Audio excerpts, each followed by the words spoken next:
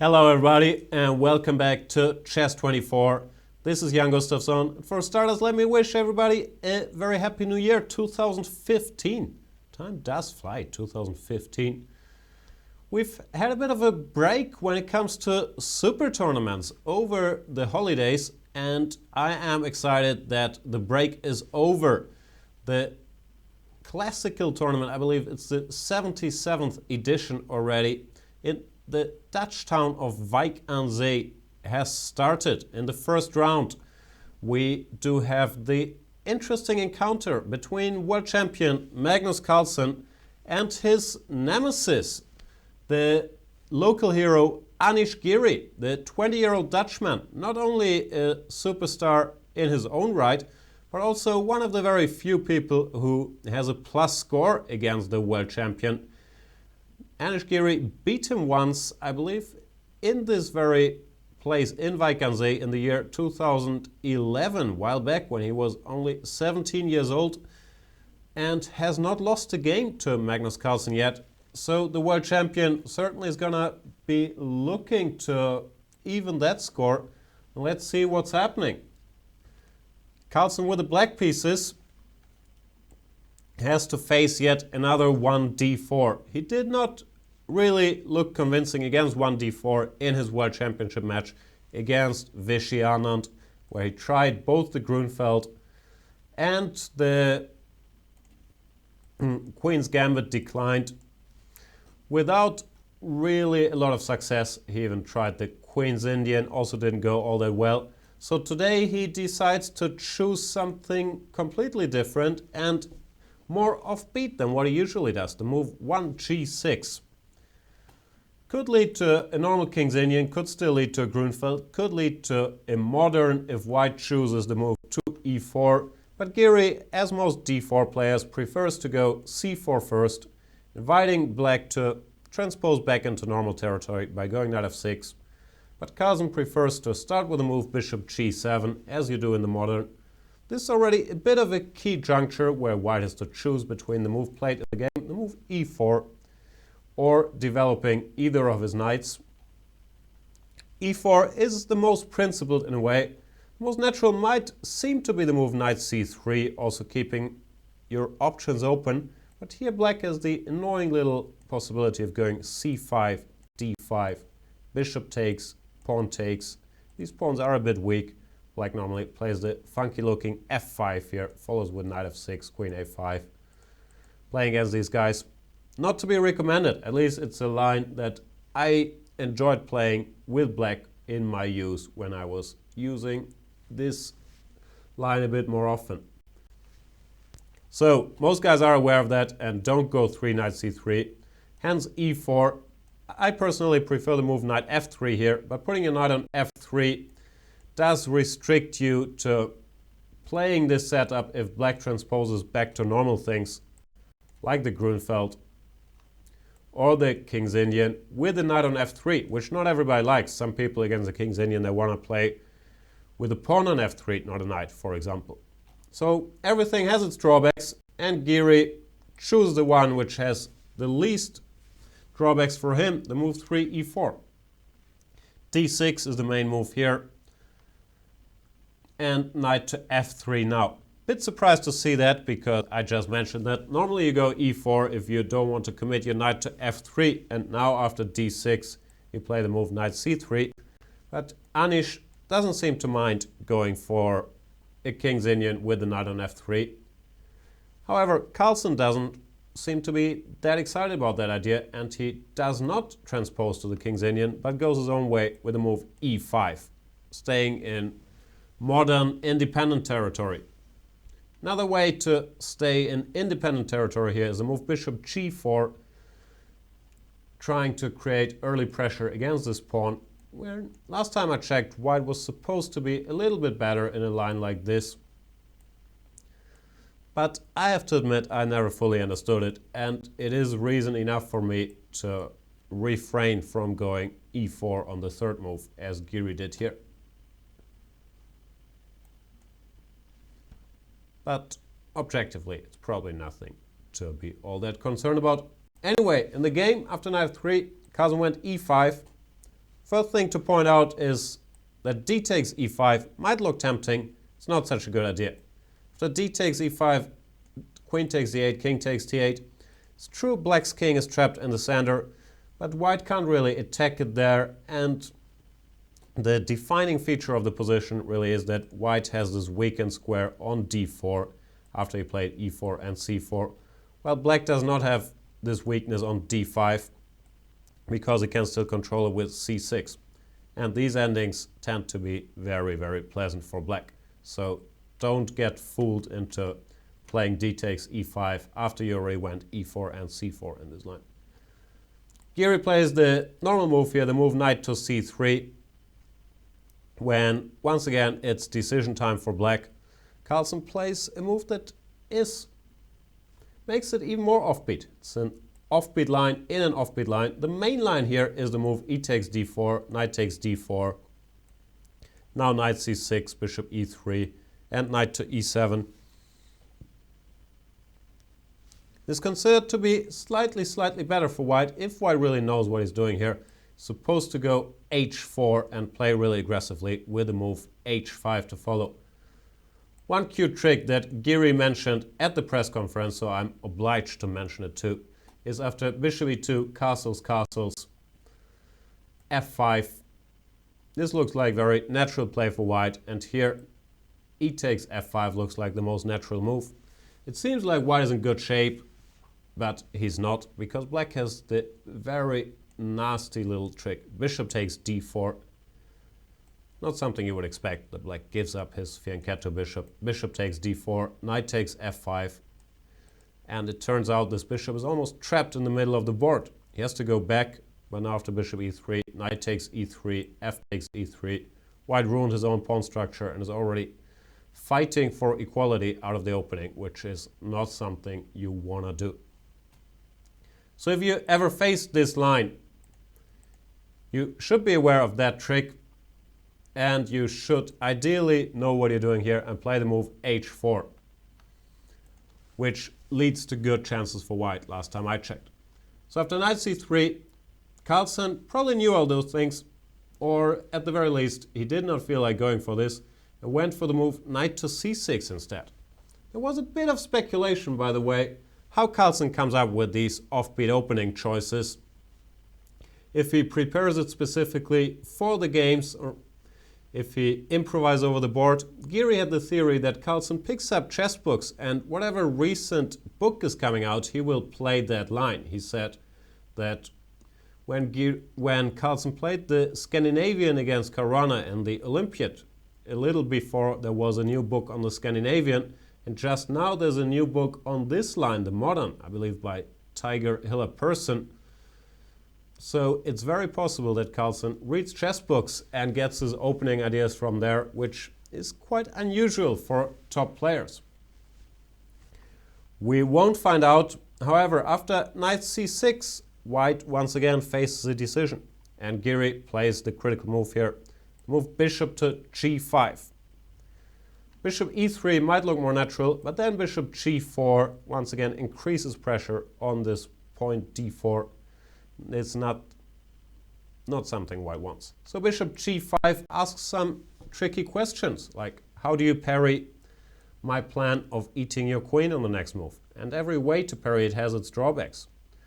Most shocking one is knight f6, which already loses after d takes e5, d takes e5, queen takes d8. Let's say knight takes d8, bishop f6, knight to d5, with pretty nasty double attack winning white the game. So you can't go knight f6. You don't want to go queen d7, just looks too ugly. Bishop f6 you could do, but after both bishop e3, when this bishop looks a little wrong, or after bishop takes f6, I believe white is better. So there's only one remaining move. It's the move f6, which also turns out to be the best move here, played by Magnus Carlsen, of course. Now, after bishop e3, situation has changed. This bishop no longer exerts any pressure on the point d4. Hence, bishop g4 or ideas like that don't really make a lot of sense anymore.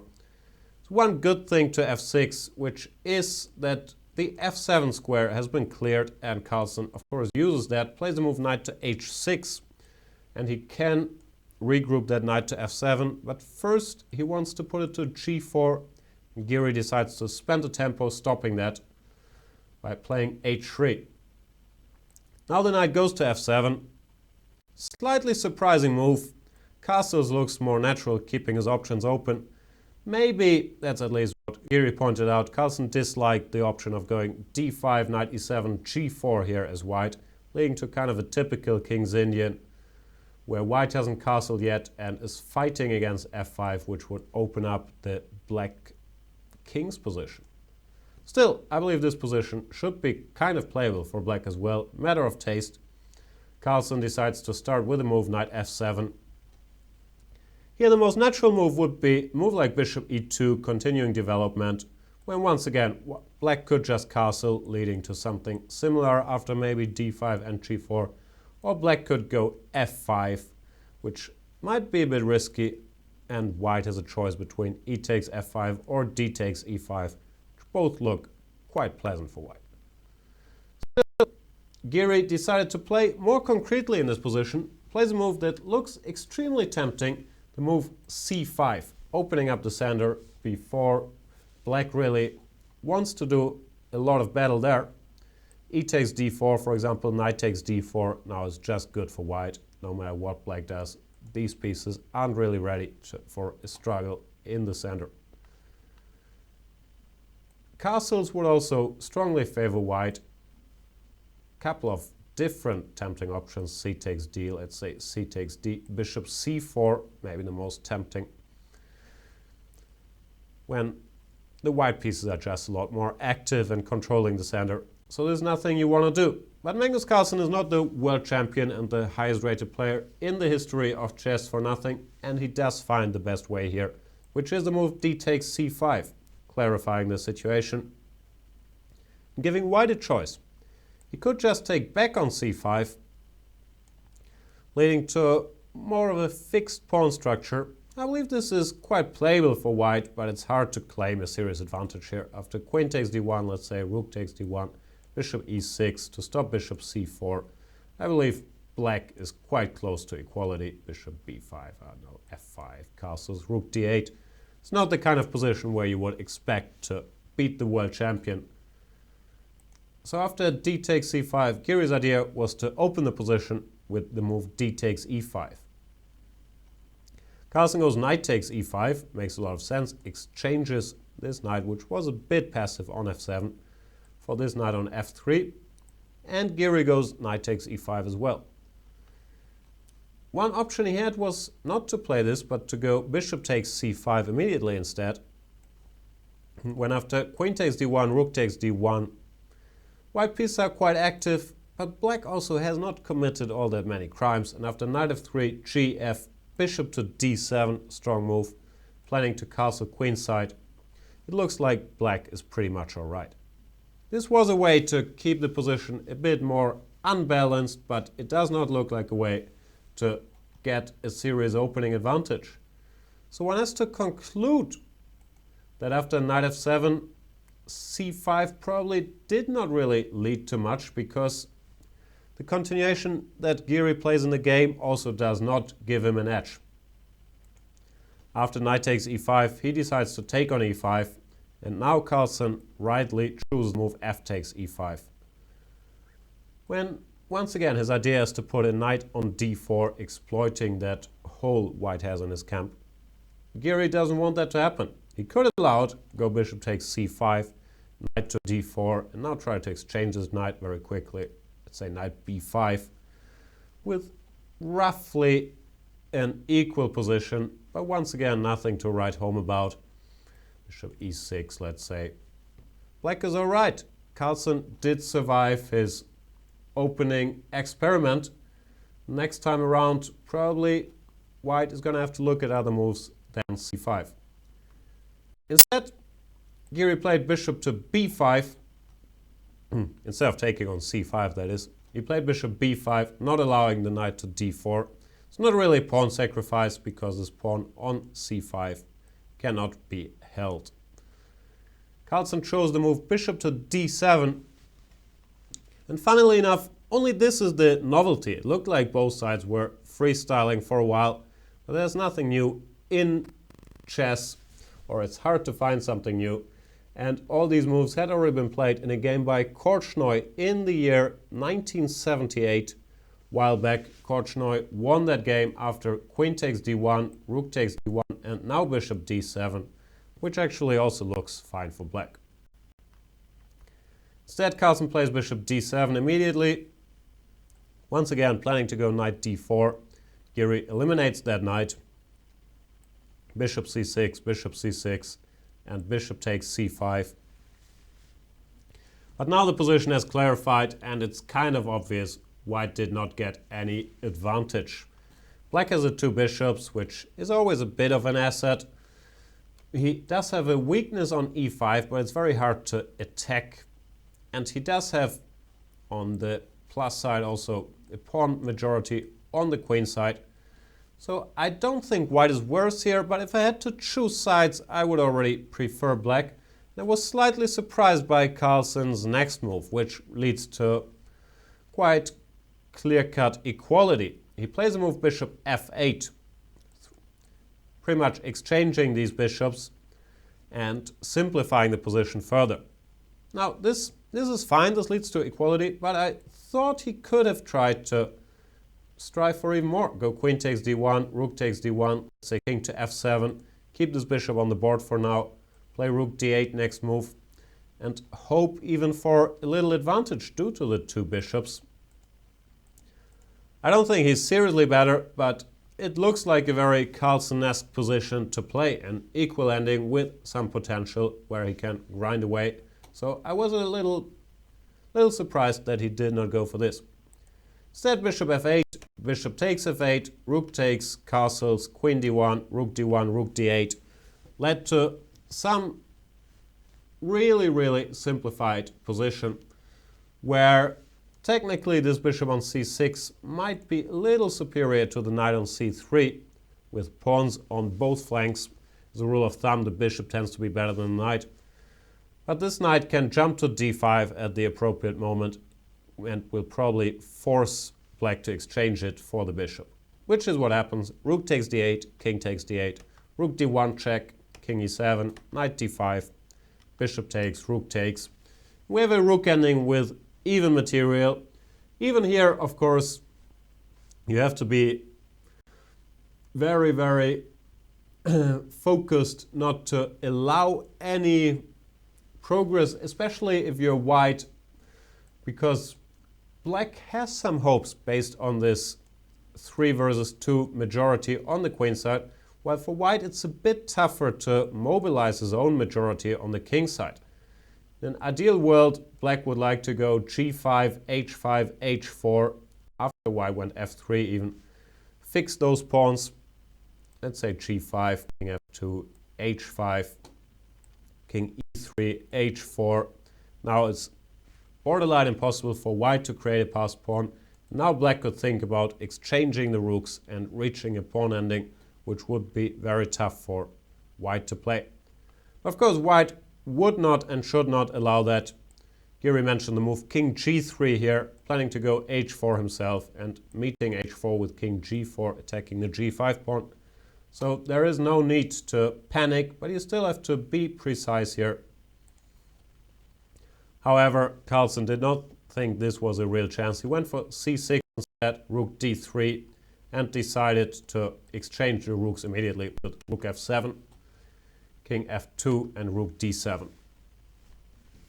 Which is not really a winning attempt. It could be a bit of a bluff that if white talks himself into, oh, this pawn ending could be losing, I have to remove the rook. Now black has made some progress, gained the open file, and he could certainly try to play this position.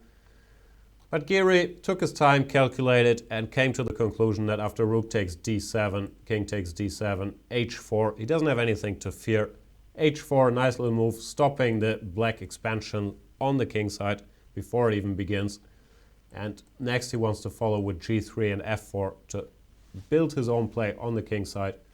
And black is not really in time to create any damage. c5, g3, create any damage, whatever.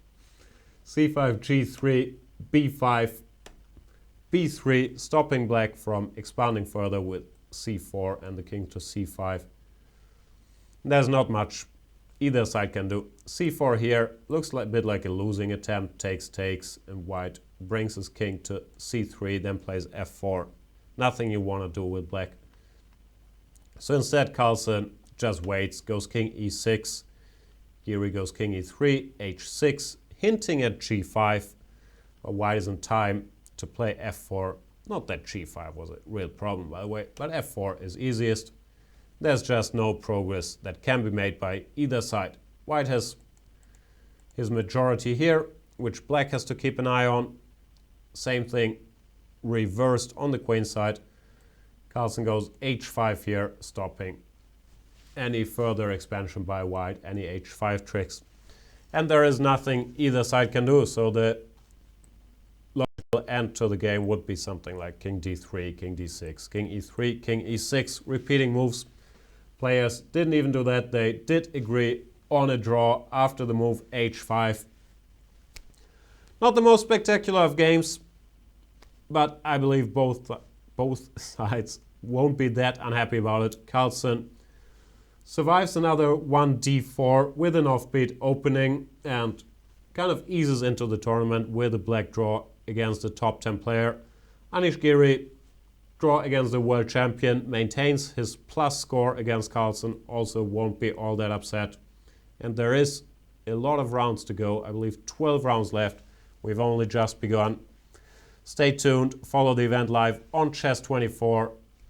Subscribe to the Chess24 YouTube channel to watch my expert commentaries on the games of the round. And thanks a lot for watching this recap. See you guys around. Bye.